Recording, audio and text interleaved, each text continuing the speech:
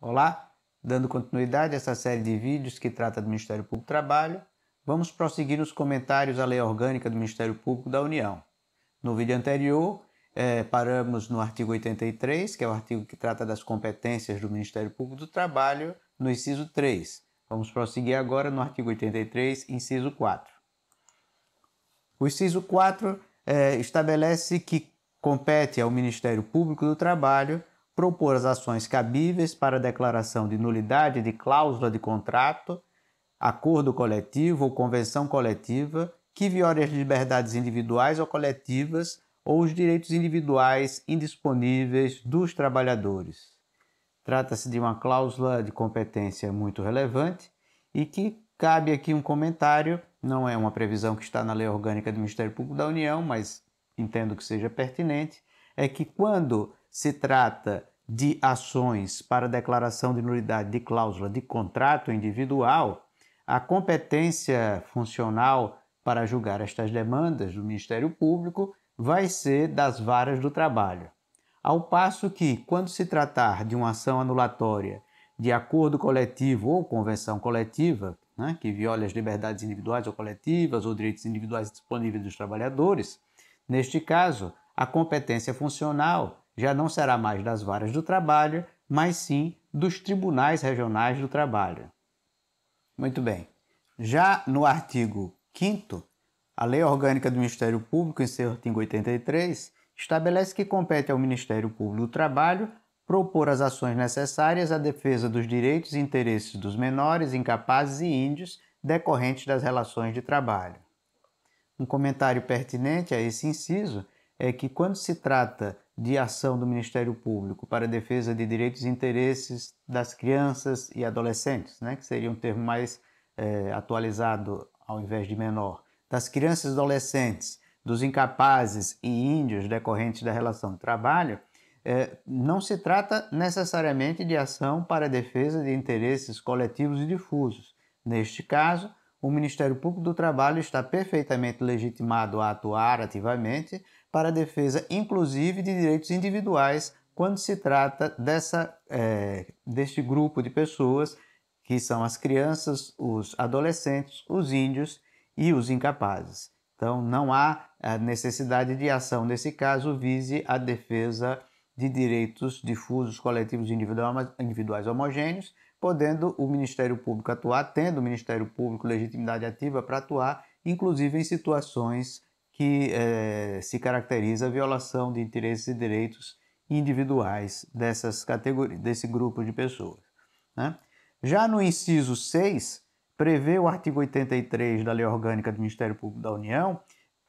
uma atividade que tanto se manifesta quando o Ministério Público está atuando como órgão agente, ou seja, quando o Ministério Público foi o autor da demanda, tanto quanto o Ministério Público atuando como custos legis, ou seja, como fiscal do ordenamento jurídico em situações de regra, em demandas judiciais de regra iniciadas por terceiros. Então, neste caso, diz o inciso 6º, que compete ao Ministério Público do Trabalho recorrer das decisões da Justiça do Trabalho, quando entender necessário, tanto nos processos em que for parte, ou seja, tanto nos processos em que atua como órgão agente, como naqueles em que oficiar como fiscal da lei. Então, tanto na sua atuação de órgão agente, como na sua atuação de custos legis, o Ministério Público tem legitimidade para recorrer das decisões proferidas pela Justiça do Trabalho. Mas esse dispositivo prevê mais, ainda prevê a competência do Ministério Público do Trabalho para pedir revisão dos enunciados das súmulas de jurisprudência do Tribunal Superior do Trabalho. Então, também está dentro do âmbito das competências do Ministério Público e é uma atribuição, é uma competência exercível como vamos ver mais adiante, pelos ocupantes do terceiro nível da carreira, que são os procuradores-gerais do trabalho, justamente o cargo da carreira que cabe atuar no Tribunal Superior do Trabalho, além, é claro, do Procurador-Geral do Trabalho. Prosseguindo aqui no artigo 83, temos outra atividade, outra competência assegurada ao Ministério Público do Trabalho, essa sim eminentemente uma competência de custos legis, visto que a terminologia adotada pelo legislador é a terminologia indicativa de que esse funcionar nas sessões dos tribunais trabalhistas, manifestando-se verbalmente sobre a matéria em debate sempre que entender necessário, trata-se de uma atuação eminentemente de custos legis, ou seja, funcionar na sessão de um tribunal é uma atuação do Ministério Público perene e é uma atuação que o Ministério Público desenvolve tanto nas demandas em que atua como custos legis, como também nas demais demandas que estão sendo julgadas pelo tribunal. O membro do Ministério Público continua na sessão, funcionando normalmente, e também naquelas situações em que ali começa a ser julgada uma demanda em que o Ministério Público é autor. Igualmente, o Ministério Público atua. Vale dizer, ao funcionar nas sessões do tribunal, não faz diferença se ali está sendo julgada uma demanda em que foi ajuizada por terceiros e, a priori, o Ministério Público não está funcionando como custos legis, porque, na verdade, durante toda a sessão do tribunal, o Ministério Público já está atuando como custos legis, tanto naquelas demandas que, desde o primeiro grau, o Ministério Público já vinha atuando como custos legis, como também naquelas demandas em que o Ministério Público é autor da demanda, autor da ação judicial, e que nós dizemos que ele está atuando como órgão agente. Então, o inciso 7º do artigo 83 das competências do Ministério Público do Trabalho prevê que compete ao Ministério Público do Trabalho funcionar nas sessões dos tribunais trabalhistas, manifestando-se verbalmente sobre a matéria em debate sempre que entender necessário,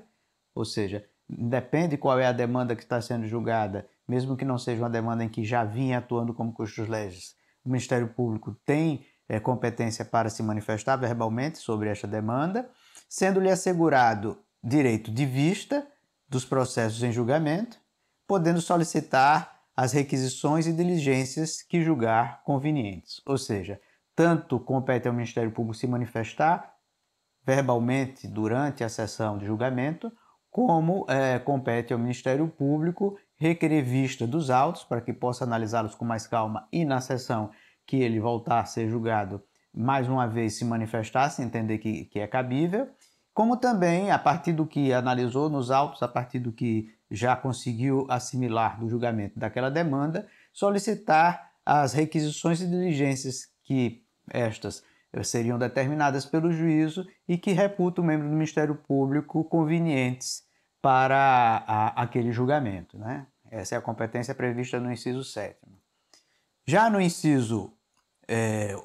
8, no 8º inciso do artigo 83, vamos encontrar a importante competência do Ministério Público do Trabalho de instaurar instância no caso de greve quando a defesa da ordem jurídica ou interesse público assim exigir. Destaco bastante essa competência porque se trata de competência sobre a qual versa a própria Constituição. O artigo 114, parágrafo 3º, estabelece expressamente que, em caso de greve em atividade essencial, com possibilidade de lesão do interesse público, o Ministério Público do Trabalho poderá ajuizar dissídio coletivo, competindo à Justiça do Trabalho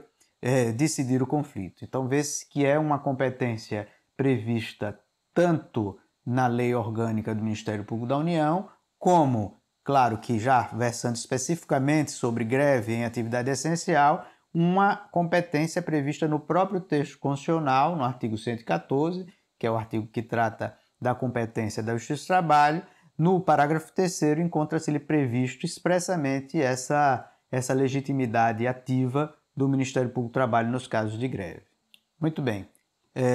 Ainda no artigo 83, agora já no inciso 9,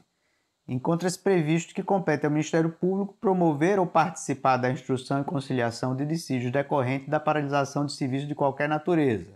Aqui já temos uma situação em que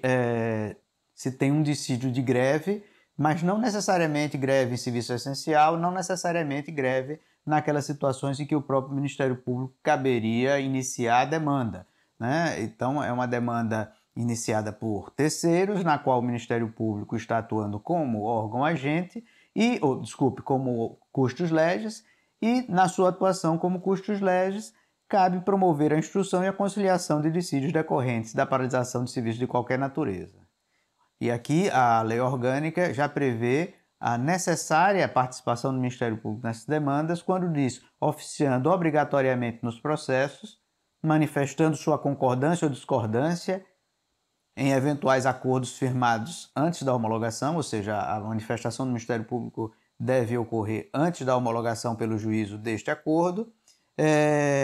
sempre resguardando-se o direito de recorrer no caso de violação à lei ou à Constituição Federal, ou seja, repisa-se aquela competência que anteriormente já tínhamos destacado de o Ministério Público poder recorrer tanto nas demandas em que é órgão agente, em que é autor da demanda, como naquelas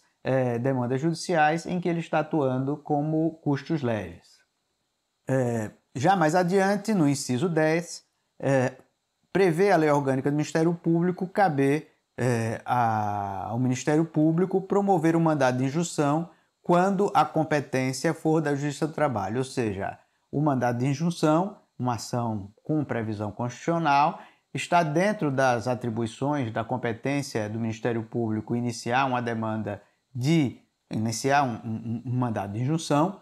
quando a competência for da Justiça do Trabalho, ou seja, quando aquele direito previsto constitucionalmente não puder estar sendo exercido por uma deficiência de regulamentação, com uma ausência de norma, e a competir à Justiça do Trabalho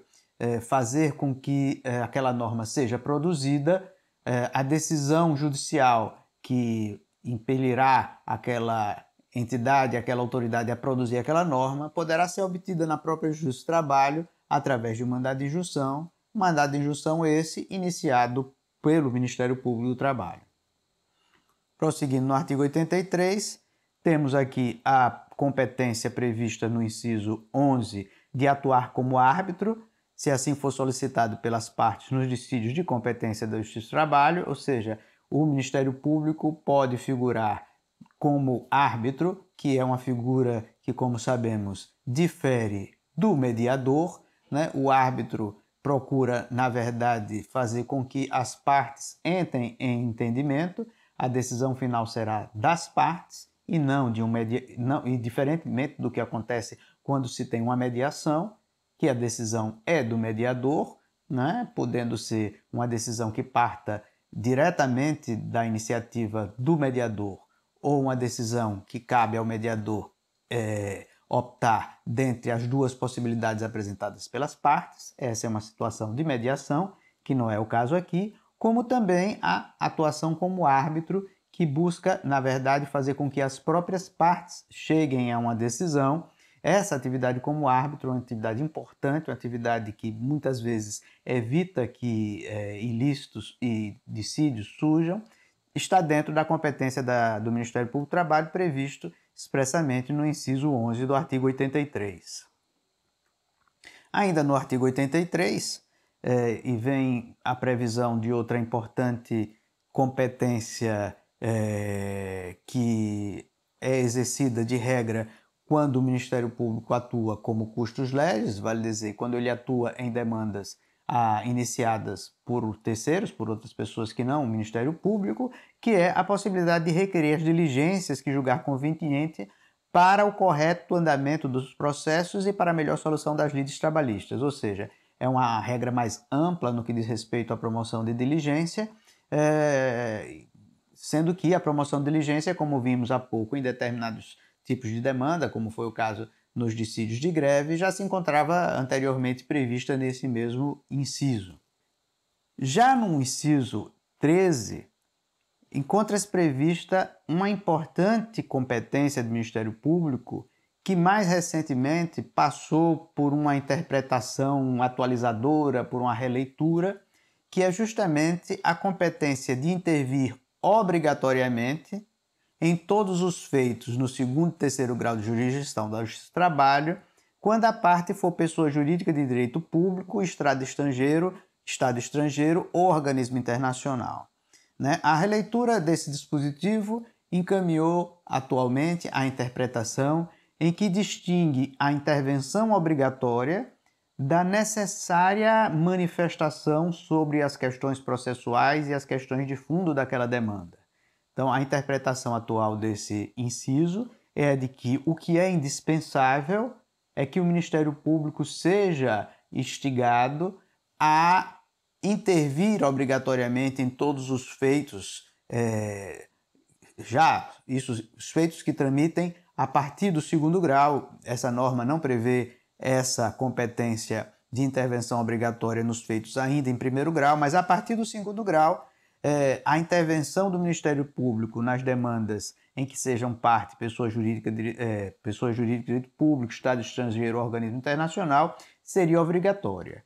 O que essa interpretação mais atual indica é que o que não é obrigatório é que tais intervenções resulte, vamos dizer assim, num parecer circunstanciado em que se abordariam todas as questões processuais e meritórias da ação em que houve essa intervenção. Isso não seria indispensável, ou seja, há intervenção sim, mas a manifestação quanto às questões processuais e às questões de fundo só virá se efetivamente o membro do Ministério Público oficiante entender que ali existe uma situação de interesse público primário de relevância que demande a intervenção do Ministério Público. Caso contrário, não. E um dos dispositivos que serve de apoio para essa interpretação é um dispositivo que nós veremos com mais calma adiante, quando estivermos comentando o artigo 84, onde lá faz a distinção entre intervir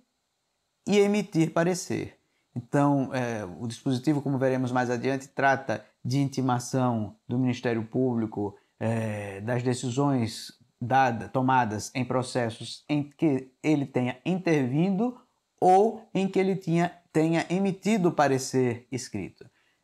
Essa redação do artigo 84, inciso 4º, é uma das normas que serve de apoio para mostrar que intervenção é uma coisa e emitir parecer outra. E se o dispositivo, agora sim, o que a gente está comentando, o inciso 13 do artigo 83, fala de intervenção obrigatória, a intervenção é obrigatória. No entanto, a emissão de parecer, que como a própria norma diz, é uma outra atividade ministerial, essa sim só irá ocorrer se a situação envolver interesse público primário na análise do órgão oficiante.